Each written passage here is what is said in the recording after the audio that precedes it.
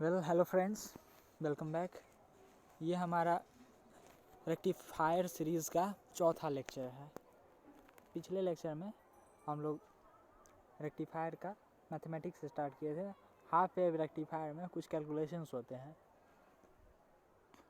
Mathematical calculation, उसको हम लोग स्टार्ट किए थे। आज उसको हम लोग फिर से कंप्लीट करेंगे उसको आज। तो यहाँ पे आपको मैं कल बताया था रिपल फैक्टर के बारे में, और रिपल फैक्टर को समझने से पहले हम लोग को रिपल को समझना पड़ेगा कि रिपल क्या होता है।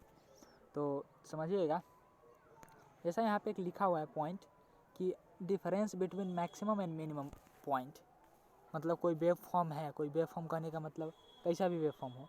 जैसे हमारे पास ऐसा एक वेव फॉर्म है और इसका जो ज़ीरो वैल्यू है वो ये है। तो मैक्सिमम और मिनिमम पॉइंट के बीच में जो डिफरेंस होगा उसको रिपल फैक्टर बोलते हैं। जैसे ये मैक्सिमम पॉइंट और ये मिनिमम पॉइंट, इसके बीच का जो भी डिफरेंस होगा, ये डिफरेंस, इसी को हम लोग रिपल फैक्टर, रिपल बोलते हैं। रिपल कहने का मतलब किसी भी वेव फॉर्म में कितना वेरिएशंस है। सिंपल लैंग्वेज में अगर हम बोलें तो जैसे यहाँ पे बोल रहा है difference between maximum and minimum point. तो सपोज़ कीजिए हमारे पास एक ऐसा वेव फॉर्म है, यहाँ पे एक ऐसा वेव फॉर्म है और एक ऐसा वेव फॉर्म है। तो आप लोग को दिख रहा होगा कि इसका मैक्सिमम और मिनिमम पॉइंट एक ही जगह पे है, तो रिपल ज़ीरो होगा। मैक्सिमम मिनिमम पॉइंट एक ही पॉइंट पे है इसका, तो रिपल ज़ीरो होगा। लेकिन यहाँ पे देखिए मैक्सिमम पॉइंट ये रहा, मिनिमम पॉइंट ये रहा, तो इसका कुछ ना कुछ रिपल होगा। कुछ ना कुछ रिपल कहने का मतलब इसके वेव फॉर्म में कुछ ना कुछ वेरिएशन है। रिपल सिंपली वेव फॉर्म के वेरिएशन को दिखाता है कि कौन सा वेव फॉर्म कितना ज़्यादा वेरिएशन, उसमें कितना ज़्यादा वेरिएशन है। मतलब अगर मैक्सिमम पॉइंट है और मिनिमम पॉइंट है, दोनों को माइनस करेंगे तो उसका वेरिएशन मिल जाएगा। आई होप आपको समझ में आया होगा रिपल का मतलब। अब रिपल फैक्टर जो है उसको हम लोग निकालते हैं। वो कोई भी रेक्टिफायर के लिए रिपल फैक्टर वेरी इंपॉर्टेंट चीज़ होता है। रिपल फैक्टर ही डिसाइड करता है कि वो रेक्टिफायर हमको यूज़ करना चाहिए कि नहीं करना चाहिए, और यूज़ अगर उसको करते हैं तो कितना मात्रा में हमको जो डीसी सिग्नल है वो मिलता है। डीसी सिग्नल कहने का मतलब जो हमारे पास यूनिडायरेक्शनल सिग्नल है वो कितना मात्रा में मिलता है। अगर हम सपोज दैट अगर हम क्वांटिटी में 100 बाई डायरेक्शनल सिग्नल अगर उस रेक्टिफायर को दिए, तो वो कितना, इस 100 में से कितना को वो डीसी में मतलब यूनिडायरेक्शनल में कन्वर्ट करेगा। सिंपल ये मतलब होता है। रिपल फैक्टर को अगर हम मैथमेटिकल टर्म में डिफाइन करें तो उसका मैथमेटिकल फार्मूला होता है। रिपल फैक्टर जो है वो होता है RMS dash divided by I not हम लोग पहले पढ़ चुके हैं। आई नॉट क्या होता है? आई नॉट जो लोड करंट होता है, डीसी लोड करंट जो हमको आउटपुट में मिलता है उसको। और यहाँ पे ये जो डैश वाला चीज़ है, ये जो डैश का चीज़ है, ये जो है IRMS डैश, ये दिखा रहा है AC करंट को, कि हमारे जो वेव फॉर्म है, हमारा जो वेव फॉर्म है आउटपुट वेव फॉर्म, उसमें कितना मात्रा में AC है, कितना मात्रा में DC है। तो AC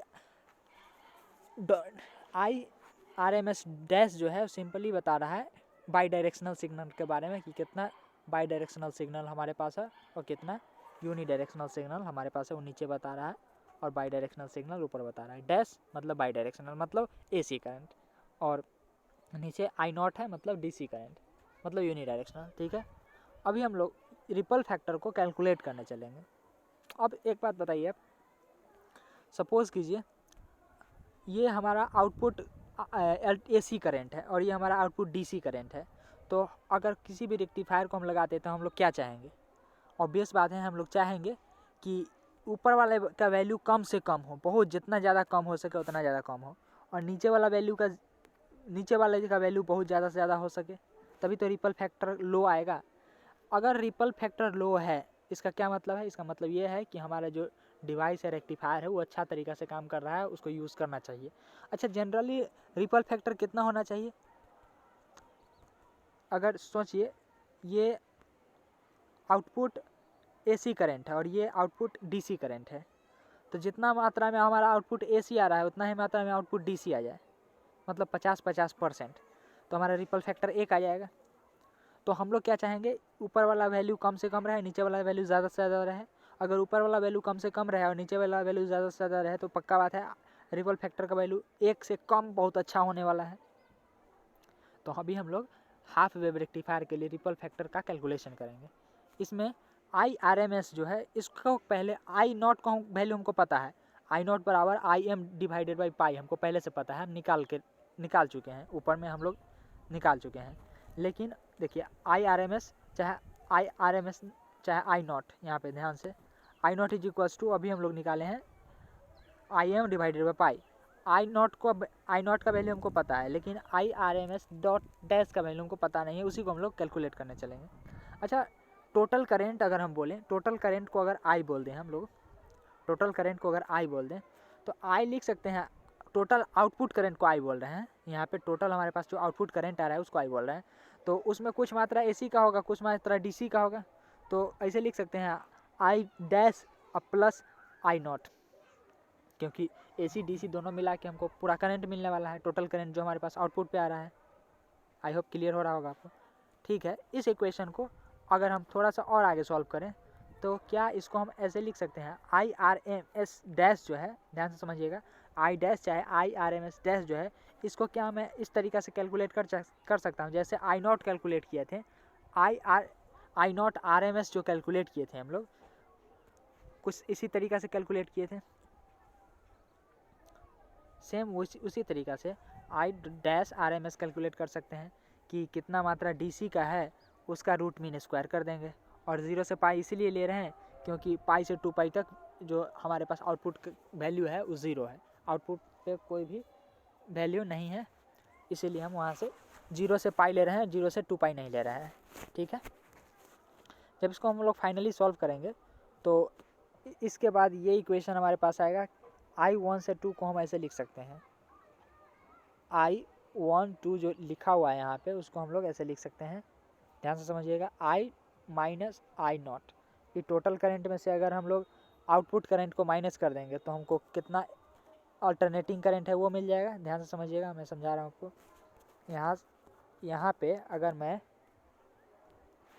आई डैश निकालना चाहूँ तो आई टोटल में से मैं आई नॉट माइनस करूँगा तो हमको मिल जाएगा। तो सेम इसी का यूज़ हम लोग वहाँ पे किए हैं।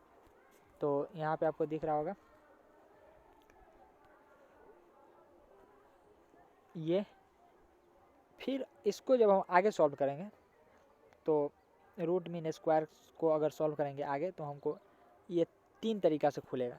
पहले इसका हम a माइनस बी के होल स्क्वायर पे इसको अलग अलग करेंगे और फिर इस तीनों को हम लोग अलग अलग करके इंटीग्रेट करेंगे। और इंटीग्रेट करने के बाद हमारे पास फाइनल जो सॉल्व करने के बाद हमारे पास इक्वेशन आएगा वो ये इक्वेशन आएगा। यहाँ पे IRMS जो है, आई डैश RMS जो है वो आ जाएगा IRMS का स्क्वायर माइनस आई नॉट का स्क्वायर। IRMS हम लोग पहले से निकाल चुके हैं और आई नॉट भी पहले से निकाल चुके हैं। ठीक है, तो आगे चलते हैं। हमारे पास आई डैश RMS का वैल्यू आ गया ओवर रूट IRMS का square minus of I naught का स्क्वायर। अगर रिपल फैक्टर हम लोग निकालना चाहें तो रिपल फैक्टर बराबर होता है आई डैश RMS। अभी हम लोग आई डैश RMS कैलकुलेट कर लिए, ये रहा हमारे पास। ये वैल्यू को ला के यहाँ पर पुट कर देंगे और हमारे पास इसका वैल्यू पहले से ही पता है, इसका वैल्यू पहले से ही पता है तो इसको अभी हम लोग नहीं भी पुट करेंगे फिर भी चलेगा, पुट कर देंगे फिर भी चलेगा। तो यहाँ पे IRMS का वैल्यू ये रहा हमारे पास ओवर रूट IRMS का स्क्वायर माइनस आई नॉट का स्क्वायर। नेक्स्ट इसको जब आगे सॉल्व करेंगे हम लोग तो हमारे पास, ध्यान से समझिएगा, ये अगर अंदर जाएगा, ये अगर रूट के अंदर जाएगा तो कुछ ऐसा हो जाएगा। ध्यान से समझिएगा मैं जो बताने जा रहा हूँ।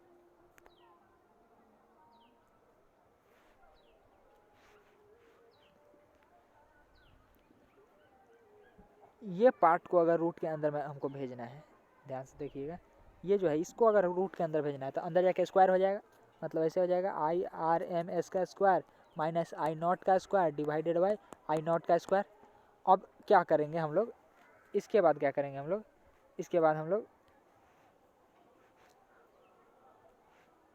इसको और इसको अलग कर देंगे और इसको अलग कर देंगे। तो जब इसको दोनों को अलग करेंगे तो ये कुछ ऐसा इक्वेशन बनाएगा, I R M S divided by I naught का whole square minus I naught by I naught का होल स्क्वायर। तो आई नॉट एक दूसरे के साथ कैंसिल हो जाएगा और 1 आ जाएगा, और I R M S divided by I naught का पूरा का होल स्क्वायर हो जाएगा। तो नीचे में वही लिखा हुआ है, इट्स सिंपल मैथमेटिक्स है, 12th का 10th का मैथमेटिक्स अलजेब्रा 9th 10th का, उसको समझ लीजिए। अब क्या है, आई आर एम एस का वैल्यू हमारे पास पता है, आई एम डिवाइडेड बाई 2, और आई नॉट का वैल्यू भी हम लोग को पहले से पता है, I am divided by pi. जब इसको फाइनली सॉल्व करेंगे तो हमारे पास ये निकल के सामने आएगा, और जब इसको कैलकुलेटर में सॉल्व करेंगे तो हमारे पास एक वैल्यू आएगा रिपल फैक्टर का, जो कि होगा 1.21। ध्यान से समझिए, 1.21।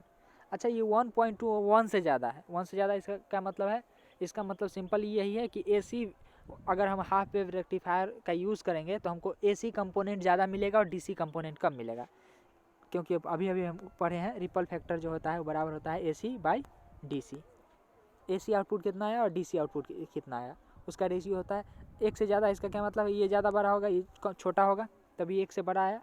तो याद रखिएगा, हमारे पास रिपल फैक्टर जो आता है हाफ वेव रेक्टिफायर के लिए 1.21 आता है, और ये जो है अच्छा नहीं है। This value of ripple factor shows high AC component in the rectified output. जो हमारे पास रेक्टिफाइड आउटपुट है उसमें high amount of AC current show कर रहा है ये रिपल फैक्टर। आई होप आप लोगों को रिपल फैक्टर का कैलकुलेशन समझ में आया होगा, क्योंकि पूरा का पूरा रेक्टिफायर में यही मोस्ट इंपॉर्टेंट है, रिपल फैक्टर यहाँ पूछा जाता है। फिर क्या है हमारे पास, रेक्टिफिकेशन एफिशिएंसी आता है। एफिशिएंसी, कोई भी एफिशिएंसी क्या होता है, efficiency nothing but output by input. हम लोग को कहीं भी एफिशिएंसी निकालना होता है, एक फार्मूला हम लोग घुसेड़ देते हैं, आउटपुट बाय इनपुट। तो आउटपुट में हमको क्या मिल रहा है, DC, ऑब्वियस बात है। इनपुट में क्या दे रहे हैं, AC, बाई डायरेक्शनल और यूनी डायरेक्शनल। तो DC को हम लोग ऐसे लिखते हैं एंड AC को नीचे वाले को ऐसे लिखते हैं। अब फाइनली जब इसको सॉल्व करेंगे हम लोग तो आई नॉट हमको DC मिल रहा है और IRMS हमको AC मिल रहा है,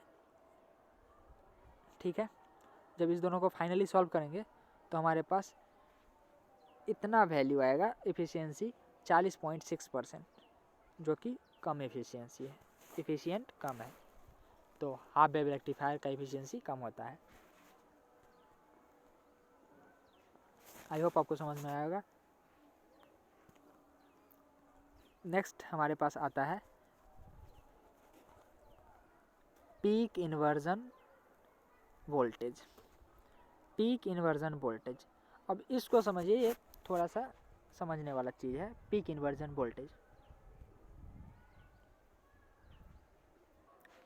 यहाँ पे एक पॉइंट लिखा हुआ है, इस पॉइंट को थोड़ा सा ध्यान से देखें हम लोग, तो हम लोग एक चीज़ समझ में आएगा कि लिखा हुआ एक्चुअली क्या है, ये बोल क्या रहा है।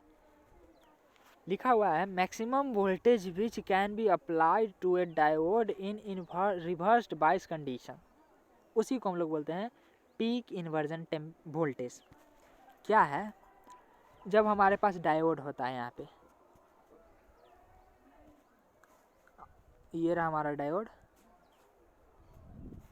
इस डायोड के अंदर हम लोग रिवर्स्ड बायस में, अगर इस डायोड को हम लोग रिवर्स्ड बायस में कनेक्ट करें तो इस पे कितना ज़्यादा हाई अमाउंट ऑफ वोल्टेज हम इसको फाइनली प्रोवाइड करवा सकते हैं कि इस सेफ कंडीशन में रहे। डायोड को हमको सेफ कंडीशन में रखना है, और कितना मैक्सिमम से मैक्सिमम वोल्टेज हम लोग इसको रिवर्स बायस कंडीशन में प्रोवाइड करवा सकते हैं, उसी को हम लोग बोलते हैं मैक्सिमम पीक इन्वर्जन टेम्परेचर बार बार बोल दे रहा हूँ मैं, क्योंकि थर्मोडायनेमिक्स वगैरह वगैरह माइंड में आते रहता है। तो मैक्सिमम पीक इन्वर्जन वोल्टेज, वैसे हम लोग को इन्वर्जन टेम्परेचर पर इन्वर्जन कर्व पढ़ना होता है, तो थर्मोडायनेमिक्स में एक जूल थॉम्सन कोएफिशिएंट जो होता है इन्वर्जन कर्व, उसी से याद आ रहा है।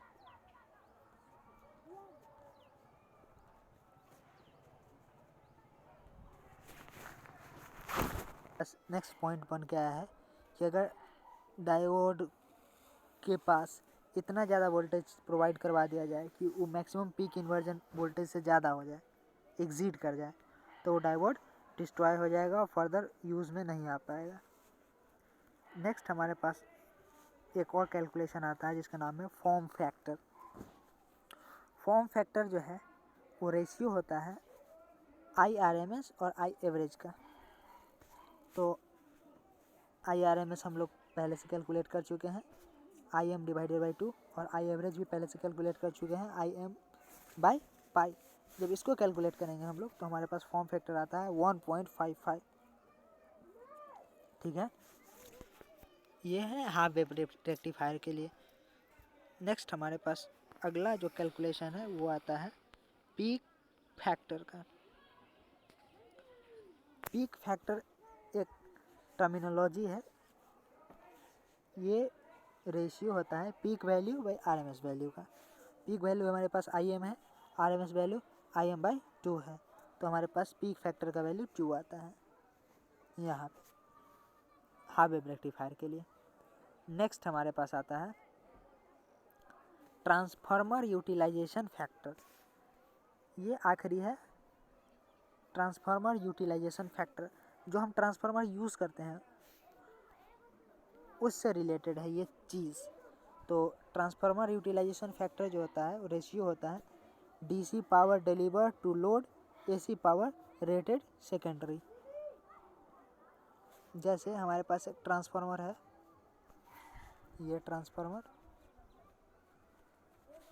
तो ये DC पावर कितना डिलीवर्ड किया है लोड के पास उसका, और divided by AC rated power इसका कितना है उसका रेशियो होता है। और जब फाइनल इसको कैलकुलेट करते हैं तो हमारे पास वैल्यू आता है 28%। सिंपली इसको बोल सकते हैं हम लोग ट्रांसफार्मर का एफिशिएंसी, और इसको अच्छे से बोलेंगे ट्रांसफार्मर यूटिलाइजेशन फैक्टर। ट्रांसफार्मर को कितना अच्छा से यूटिलाइज कर पा रहे हैं हम लोग, तो उसका वैल्यू आता है 28%। ठीक है, आई होप आप लोग को ये सारा कैलकुलेशन से समझ में आया होगा। नेक्स्ट लेक्चर में हम लोग फुल वेव रेक्टिफायर की तरफ मूव करेंगे, और जो हाफ वेव रेक्टिफायर है वो हमारा यहाँ पे ख़त्म होता है। हाफ वेव रेक्टिफायर से रिलेटेड जितना भी हमारे पास कैलकुलेशंस होते हैं वो भी कंप्लीट हो चुका है, और यही सारा कैलकुलेशन हम लोग फुल वेव रेक्टिफायर के लिए भी करेंगे। प्रोसेस यही रहेगा। ठीक है, थैंक यू।